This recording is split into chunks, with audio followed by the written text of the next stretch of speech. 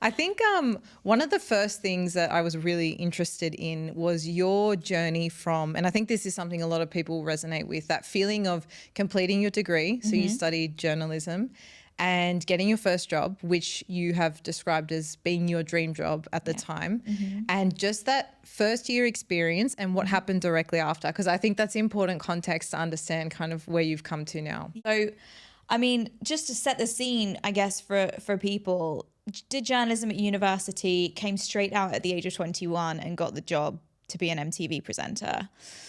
And that for me just felt so normal at the time. When something like that happens to you, you think that life is that easy, especially at such a young age. You know, you come out thinking, wow, it's really going to be dog eat dog. And then this happens and it was amazing.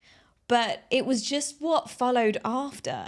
And it was a real hit to the ego. It was a real hit to, you know, my mindset of like, oh, what now?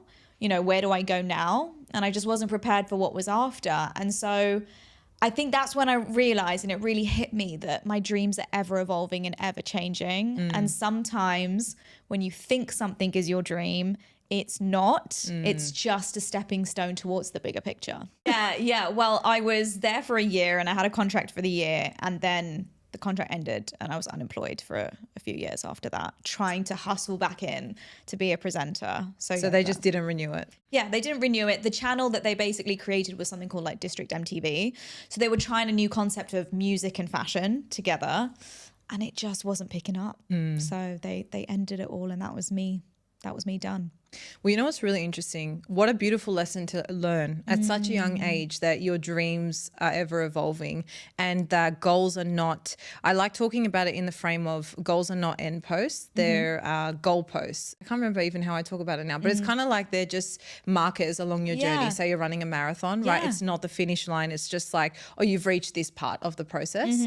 And the reason I think this is so important to really embrace is because it helps you enjoy the process, which is something I really struggle with, that patience piece when not much is happening or things are happening, but they're happening in a different way to what you think. You actually zoom out and you remember you're just in that middle part of between those checkpoints. And when you really zoom out all the way, you realize that's actually what life is. I had a similar experience where I thought that achieving this goal, getting this job, or reaching this point was going to feel a certain way. And okay, it felt great, but then it was over. And it was like, okay, now what's the next part of life? So I think it's good to have had that reframe at such a young age where you're like, okay, my goals are actually just markers of what's next. And the thing is, no one teaches us this.